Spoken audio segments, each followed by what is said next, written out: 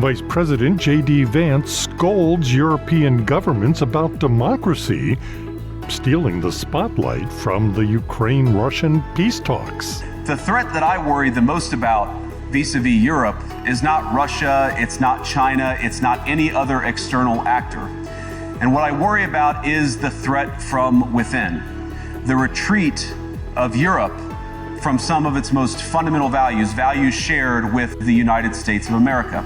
The changing relationship between the United States and Europe. What you're seeing at the beginning of what I would call not the United States as European power, but the United States simply as another power in Europe. And the U.S. as a power in Europe, not a European power, will operate according to a different playbook. Today is Friday, February 14th, and this is The Issue from VOA. Hi, everyone. I'm Lori London. And I'm Scott Walterman. Europe faces many challenges, but the crisis this continent faces right now, the crisis I believe we all face together, is one of our own making. U.S. Vice President J.D. Vance addressing European leaders at a security conference in Munich on Friday, saying it appears that they are drifting from true democracy. If you're running in fear of your own voters, there is nothing America can do for you. Nor, for that matter, is there anything that you can do for the American people who elected me and elected President Trump. You need democratic mandates to accomplish anything of value in the coming years. Have we learned nothing that thin mandates produce unstable results? But there is so much of value that can be accomplished with the kind of democratic mandate that I think will come from being more responsive to the voices of your citizens. Vance telling the conference that he believes some European nations appeared to be acting like the nations that were defeated during the Cold War. And unfortunately, when I look at Europe today, it's sometimes not so clear what happened to some of the Cold War's winners. I look to Brussels, where EU commissars warn citizens that they intend to shut down social media during times of civil unrest the moment they spot what they've judged to be, quote, hateful content. Or to this very country, where police have carried out raids against citizens suspected of posting anti-feminist comments online as part of, quote, combating misogyny on the internet, a day of action. I look to Sweden, where 2 weeks ago the government convicted a Christian activist for participating in Koran burnings that resulted in his friend's murder. And as the judge in his case chillingly noted, Sweden's laws to supposedly protect free expression do not, in fact, grant, and I'm quoting, a free pass to do or say anything without risking offending the group that holds that belief.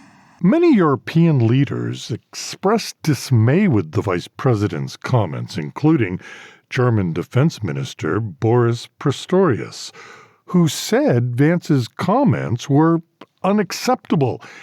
He said he strongly disagrees that minority voices were being silenced. Here he is from a Sky News social media post on X. But democracy does not mean that a vociferous minority will automatically be right, and they cannot decide what truth is.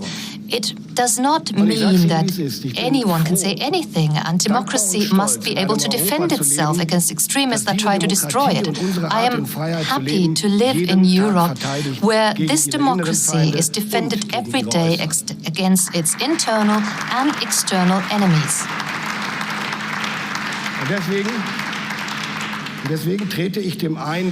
And therefore, I would like to explicitly contradict and oppose the impression that Vice President Vance suggested here, that our democracies oppress and silence minorities. We not only know against whom we defend our countries, but also what we defend it for. It's for democracy, for freedom of opinion, for the rule of law, and the dignity of each and every one, ladies and gentlemen. The German president made even stronger comments saying, quote, "What is certain is that the new American administration has a different world view to ours, one that has no regard for established rules established partnerships and trust, end quote. European leaders were hoping to focus heavily on a plan to end Russia's war in Ukraine. Vance and Ukrainian President Volodymyr Zelenskyy did meet on the sidelines of the conference to discuss strategies on bringing the war to an end. Vance emphasized that the U.S. wants to achieve lasting peace. It's important for us to get together and start to have the conversations that are going to be necessary to bring this thing to a close. That's all I'm going to say for now, because I want to preserve the optionality here from the negotiators and our respective teams to bring this thing to a responsible close. Expressing gratitude for U.S. support, Zelenskyy said he will only agree to meet in person with Russia's Vladimir Putin after a common plan is negotiated with President Donald Trump. First of all, I don't want to meet just with Russians, just to meet for what? No, we see the order of meetings. As I said, the order is United States, Europe, then Russia. Be ready to this meeting. He also warned leaders not to take Putin's word that he will not stop invading Ukraine just because he says he will. Let's get some analysis on the conference developments. Joining us now is Daniel S. Hamilton, non-resident senior fellow at the Brookings Institution and senior fellow at the Foreign Policy Institute of Johns Hopkins University. Thanks so much for taking the time to talk to us. We appreciate it. Let's just start with your overall reaction, thoughts on Vice President Vance's speech. Well, I think he missed an opportunity to speak to the Europeans concerned about European security. It's the Munich Security Conference. His point, though, was to say, as he did, that he thought the main security threat to Europe was, as he said, from within, not from without. And he pointed to episodes to bolster his case that there's a retreat in Europe, he said, from free expression, free speech, that some political parties that are seen on the periphery are, blocked from full participation in the political process. He referred to the election in Romania, where a presidential candidate came out of nowhere, heavily influenced by social media, financed by Russia, to win a round in the presidential election, and a court in Romania decided to cancel the whole process and have new elections. He cited that as, suppression of free information. So, and then he went on to say, unvetted migration was a great danger to Europe. There was a car accident in Munich, just a few blocks from the hotel where this event is happening, and it turns out it was an extreme Islamic extremist who ran into a group of demonstrators and severely injured many people. So he used that as an example of how extremist immigration is a danger to Europe. So those were his highlights. He didn't really speak much to, the main themes of the security conference, which are, of course, what's going on with Ukraine, what's going on with Putin, what about the U.S. Demanding Europe pay for its own defense. His colleague, Secretary Hegseth, said that you can't count on the U.S. being in Europe forever. So he didn't have an opportunity to engage with very senior people all across the alliance on any of those questions. It seems to me like there's a changing dynamic here, like we're sort of distancing ourselves from Europe and offering a branch to Russia and changing the dynamic of a very long relationship. Well, my quick way of saying this, I think you're right. My quick way of saying it is that for 80 years, the United States was a European power, meaning we were integrally involved with all of the elements that brought the continent security, prosperity, defended against the Soviet Union. Our troops anchored European defense. Our companies were heavily engaged. Our politicians and diplomats were part of all the intricate compromises, and coalitions the Europeans themselves constructed. We were a source of reassurance for the Europeans, not only about the Soviet Union or Russia, but about each other. It was the Europeans who got us into 2 world wars when they couldn't get along. I think a secondary thing which people don't say in polite company, we reassured the Europeans about Germany, and we reassured the Germans about themselves after two world wars, and then, of course, German unification, which many were concerned about. But the U.S. said, these are all good things, we'll stick by you.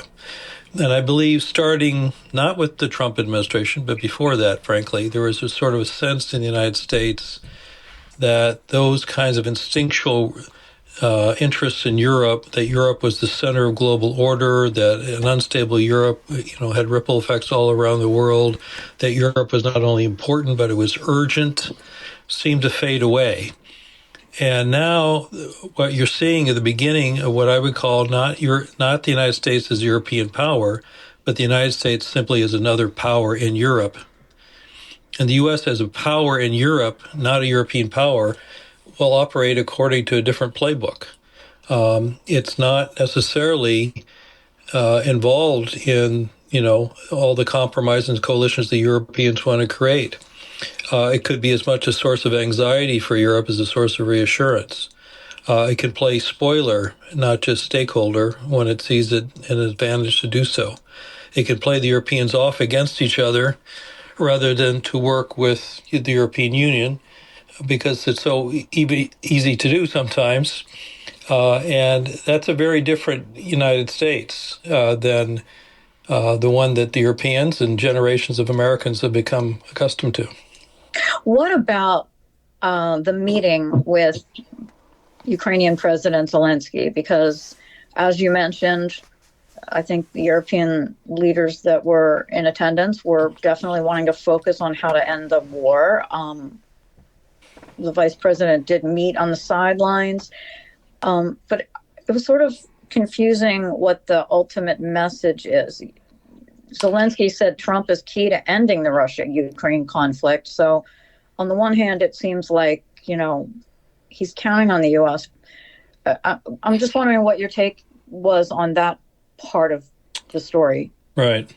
Well, there were 2, I think, major developments there. One was Zelenskyy's meeting with Vance and Rubio and company in Munich. But of course, the president talked to Putin earlier in the week, and that set more the stage for the subsequent talks in Munich.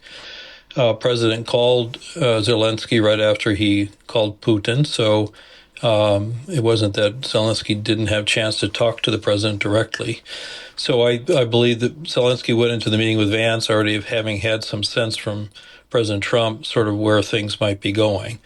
Zelenskyy, according to reports, told Vance, we're not going to participate in any type of negotiation unless we have real security guarantees. And Zelenskyy has said firmly that the Europeans by themselves are not going to be able to provide those security guarantees. So that goes head on into what senior officials from the U.S. have said this week about any force that would, patrol a ceasefire would not consist of any U.S. forces. The second thing that Zelenskyy said was absolutely no recognition of Russian-occupied territory in Ukraine. He said that's absolute red line for us. We're never going to do it.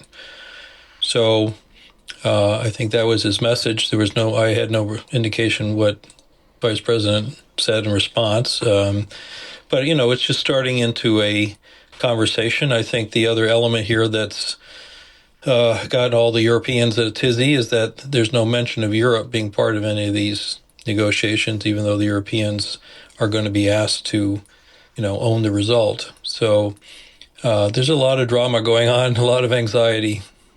Well, we did hear when it first happened, the phone call first happened, that Europe was disappointed that they weren't consulted even on the phone calls being made, certainly not happy that they weren't part of that decision-making process. There are people that believe that the world is changing.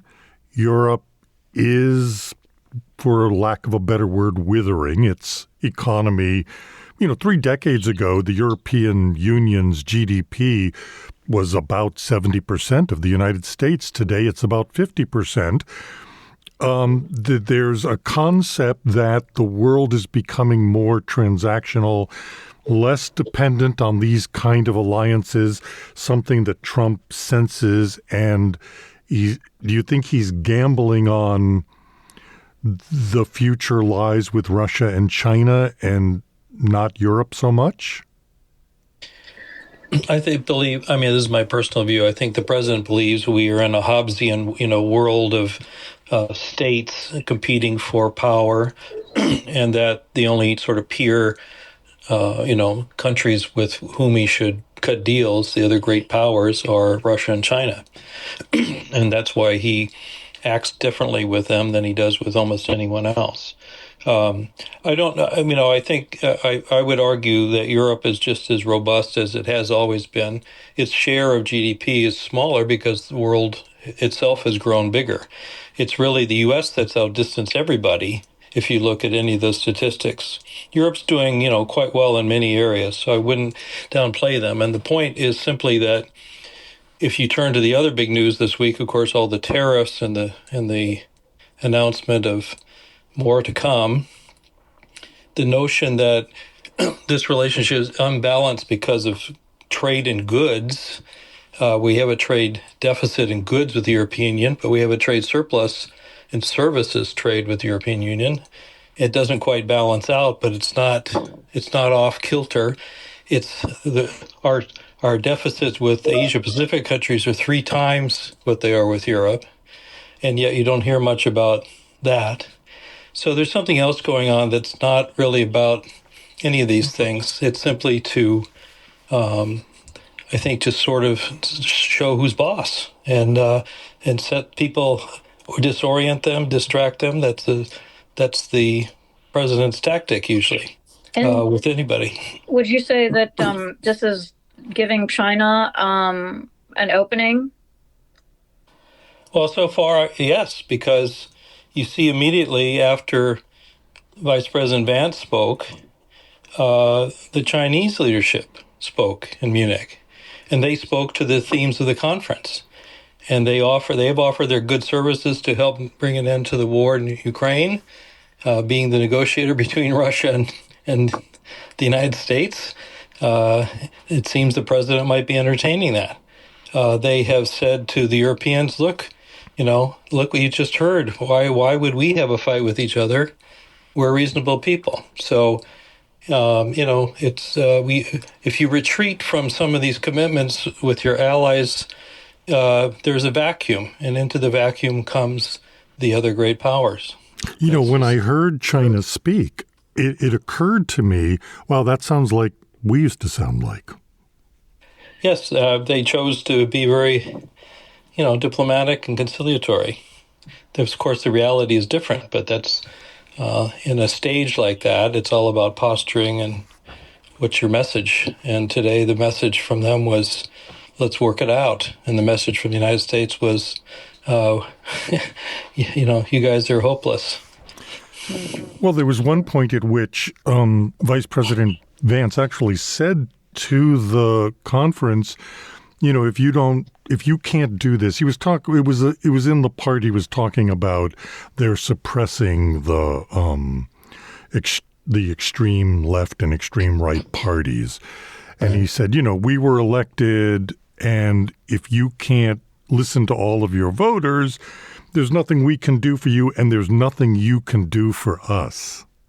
Kind of like the reverse Kennedy line, right? Right. Well, these are rhetorical flourishes. I don't know quite what that would mean. He said at the same time at the beginning of his speech that we remain committed to Europe, we remain committed to our alliance, and the president has said that too after the defense secretary put that in question. So it is. There are a lot of mixed messages going on. Let's say that charitably. Sounds like European leaders are concerned that the Trump administration is sort of trying to change the narrative and the legitimacy of the Russian president. Well, I think he did that this week. He said that Putin had a legitimate reason for invading Ukraine. He has said in the past he didn't think, people in Crimea are basically Russian anyway, even though they're not.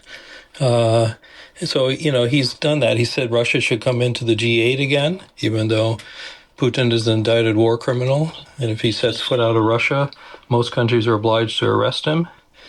So, he did give huge legitimacy to Vladimir Putin. Is it a wise strategy, though, to bring Russia back into the conversation and try to end this war and other issues with Russia?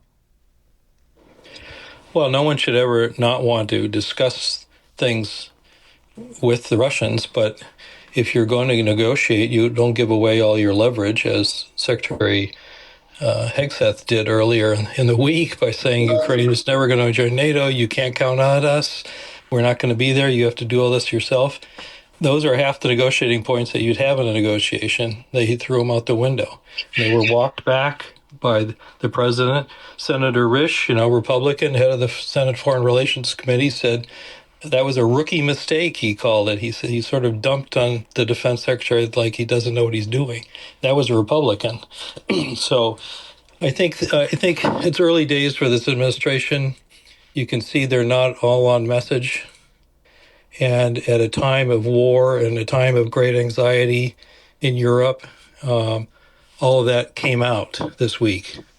So I think that's what we're dealing with is, what's the real story here? And I don't think the administration has really got it together yet. All right. Well, thank you so much for taking the time to talk to us and explain all of this. We appreciate it. Okay. Thank you. That was Daniel S. Hamilton, non-resident senior fellow at the Brookings Institution and senior fellow at the Foreign Policy Institute of Johns Hopkins University. You've been listening to The Issue from the Voice of America. On behalf of everyone here at VOA, thank you so much for spending this time with us. For more news throughout the week, 24 hours a day, check out our website at voanews.com. In Washington, I'm Scott Walterman. And I'm Lori London. We'll chat with you soon.